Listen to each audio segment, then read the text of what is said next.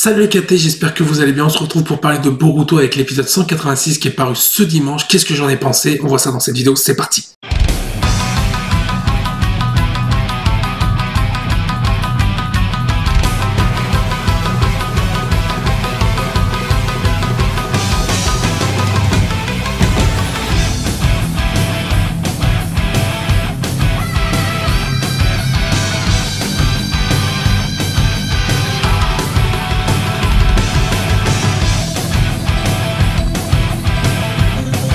Alors cet épisode qui était centré sur AO versus l'équipe 7, notamment Boruto, qu'est-ce que j'en ai pensé? Alors pour faire un petit résumé de cet épisode, on a un Konohamaru en mode stratège qui prépare son plan pour tenter de vaincre AO avec l'équipe 7. Alors ce plan était plutôt bien ficelé, même si Boruto à la fin pour terminer, pour donner le coup final à AO, il a dû improviser avec quelques clones, quelques petites fines stratégies. On va tout de même s'attarder 2 minutes, même si Konohamaru a fait une très bonne stratégie qui a apporté la victoire à l'équipe 7.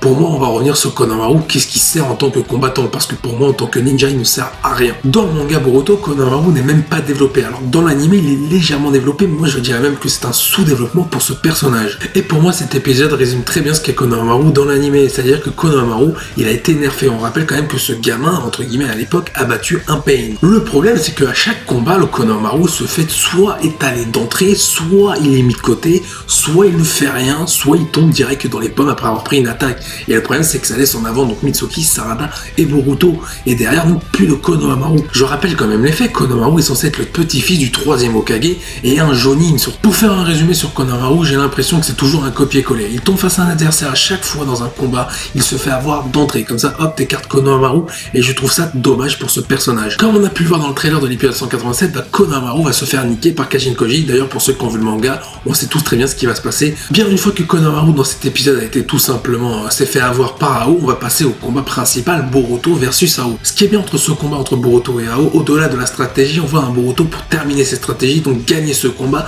qui fait appel à son génie de ninja. Oui, car pour moi ce combat permet de montrer le génie de Boruto, que ce soit dans les techniques que dans l'intelligence. C'est-à-dire qu'il faut quand même se rappeler qu'à son âge, son père s'entraînait 2 fois plus, alors que Boruto, lui, ne s'entraîne beaucoup moins que Naruto le faisait à son époque. Boruto développe tout simplement beaucoup plus d'éléments que son père lui-même. Son père ne maîtrisait que le Futon, lui il maîtrise déjà le Raiden, le Suiton et le Futon, ce qui est énorme déjà pour Boruto à son âge. Pour moi, ce combat permet aussi de montrer, comme je l'ai dit précédemment, l'intelligence de Boruto, c'est-à-dire qu'à chaque attaque, il a toujours un coup d'avance sur son adversaire, et ça c'est énorme.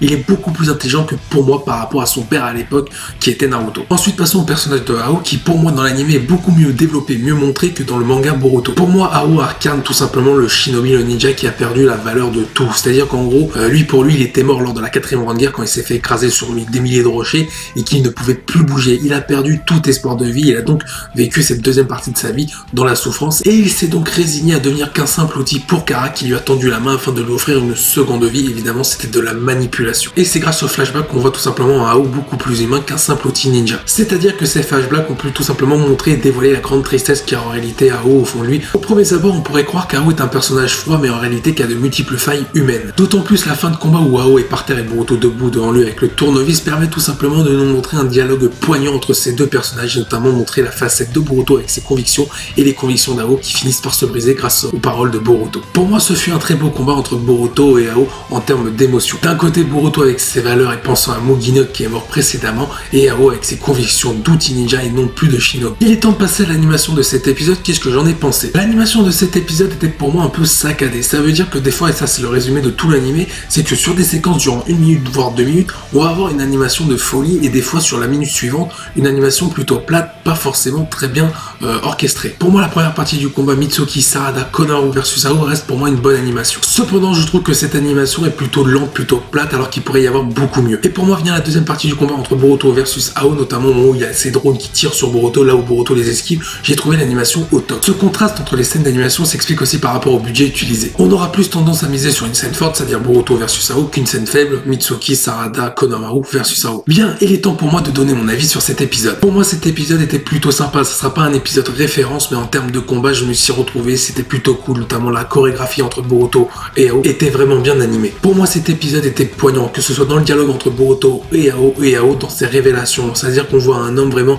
empli de tristesse et de souffrance. Malgré le bémol Komamaru, je mettrai un bon 7 sur 10 pour cet épisode. Bien, cette vidéo touche à sa fin, on se donne rendez-vous dans une semaine pour l'épisode 187 de Boruto qui sera entre Boruto versus Kajin Koji. Que va-t-il se passer? On verra ça la semaine prochaine. Évidemment, n'hésite pas à donner ton avis sur cet épisode en commentaire. Sur ce, je vous dis à la prochaine, portez-vous bien, salut les KT.